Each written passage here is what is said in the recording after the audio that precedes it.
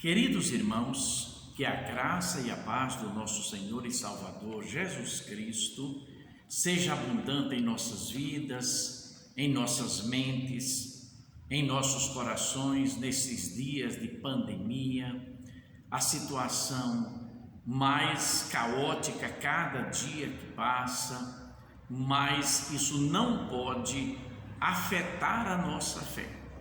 E nesta manhã de domingo, eu quero pensar sobre a soberania de Deus.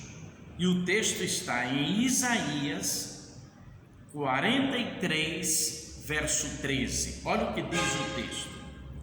Ainda antes que houvesse dia, eu era, e nenhum há que possa livrar alguém das minhas mãos. Agindo eu, quem impedirá? O grande servo de Deus, Isaías, traz essa palavra maravilhosa ao nosso coração. Queridos, a grande verdade da Bíblia é que a sabedoria e o poder de Deus, ele é total. O salmista, no Salmo 24, ele diz: do Senhor é a terra e a sua plenitude, o mundo e aqueles que nele habitam. Salmo 24, verso 1. Em Isaías 45, verso 12, o profeta diz: eu fiz a terra e criei nela o homem, eu o fiz, as minhas mãos estenderam os céus e a todos os seus exércitos dei as minhas ordens. A soberania de Deus é a expressão mais profunda do seu amor, da sua justiça e da sua graça sobre mim e sobre você. Estamos vivendo dias difíceis, o mundo está desesperado, aflito, angustiado, em pânico, mas o cristão que confia no caráter e na soberania de Deus descansa no Senhor. O profeta Daniel, no seu capítulo 11, no verso 32, ele diz: o povo que conhece o seu Deus se tornará forte e ativo. A grande verdade bíblica é que não há emergência inesperada para Deus, pois segundo Efésios 1:11, ele faz todas as coisas conforme o conselho da sua vontade. Não esqueçamos, Deus é santo e a sua ira arde contra o pecado. Deus é justo, seus juízos caem sobre os que se rebelam contra ele. Deus é fiel, ele cumpre todas as suas promessas. Deus é onipotente e ninguém consegue resisti-lo. Deus é onisciente e nenhuma dificuldade frustra a sabedoria. Agora, quais são os efeitos da soberania de Deus na minha e na sua vida? Eu quero destacar uns pontos. O primeiro deles, a soberania de Deus nos liberta da ansiedade. Lá em Mateus capítulo 6, verso 26, Jesus, no Sermão do Monte, ele diz: observai as aves dos céus, não semeiam, não colhem, não ajuntam em celeiros, contudo vosso Pai Celeste as sustenta. Porventura não valeis vós muito mais do que as aves? Que texto lindo e até mesmo paradoxal à nossa mente. A ansiedade é o oposto da fé. A ansiedade é o oposto da esperança. quando Jesus diz: não andeis ansiosos, é o mesmo que dizer: confiem no Senhor, descansem no Senhor. Deus tem cuidado da minha e da sua vida. E a soberania de Deus, queridos, não nos isenta das nossas responsabilidades pessoais. Ela nos capacita a exercer a fé em situações que muitas vezes ultrapassam os nossos limites pessoais.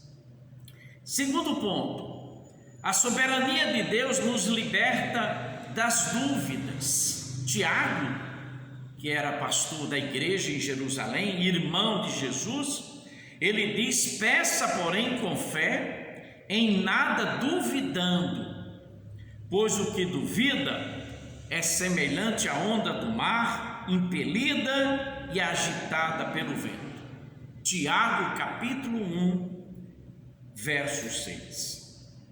A grande verdade, queridos, é que ninguém neste mundo tem resposta para todas as perguntas da vida. É exatamente por isso que a Bíblia nos ensina: as coisas encobertas pertencem ao Senhor nosso Deus, e as reveladas nos pertencem a nós e aos nossos filhos para sempre, para que cumpramos todas as palavras desta lei. Deuteronômio 29, verso 29. Queridos, não adianta eu e você querermos explicar o inexplicável. Por isso que eu e você precisamos confiar na soberania divina e descansarmos na soberania de Deus, que cuida de tudo e de todos. A dúvida, ela interrompe o nosso andar sobre as águas, como aconteceu com Pedro, que, tomado pelo medo, começou a afundar e Jesus o segura pela mão. A soberania de Deus me garante que, mesmo quando eu não souber, Deus sabe tudo e tudo está sobre o seu domínio operante. Por isso ele diz: agindo eu, quem impedirá? É por isso que o apóstolo Paulo, escrevendo aos Romanos, no capítulo 11, no verso 33, ele diz: quão insondáveis são os seus juízos, ó Deus, inescrutáveis os seus caminhos. E o terceiro e último ponto: a soberania de Deus nos liberta da incredulidade. O texto é lindo e ele diz lá no capítulo 20 do Evangelho de João: mas ele respondeu: se eu não vir o sinal dos pregos nas mãos dele, e ali não puser o dedo, e não puser a minha mão no lado dele, de modo nenhum crerei. Então Jesus lhe disse: você creu porque me viu? Bem-aventurados que não viram e creram. Esse texto é muito conhecido, Evangelho de João, capítulo 20, verso 25 e 29, logo depois da primeira aparição de Jesus aos discípulos. A grande verdade é que quando a minha e a sua fé depende de ver com os nossos olhos, não é fé, pois a fé, ela não impõe condições, ela crê a partir do coração e descansa na fé.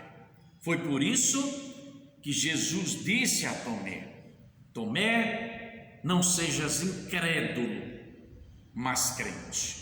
Ele diz isso no Evangelho de João, capítulo 20, verso 27.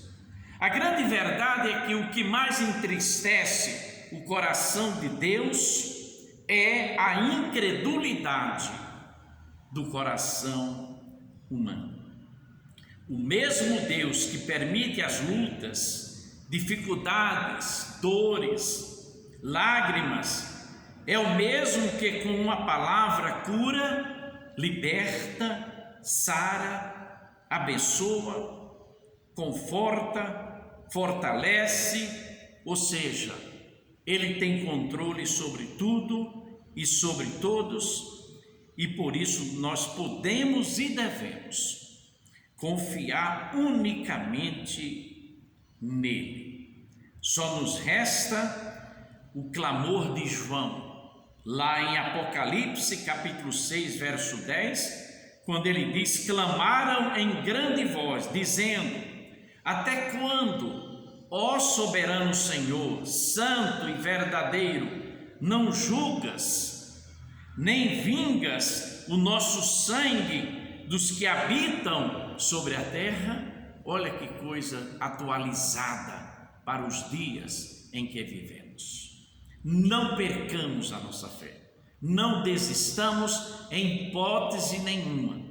Tudo vai passar e o nosso Deus, que é soberano, vai colocar todas as coisas no seu devido lugar, e nós voltaremos para agradecer a Deus pelas inefáveis bênçãos que Ele tem sobre as nossas vidas. Que Deus nos abençoe, nos guarde e nos fortaleça. Amém.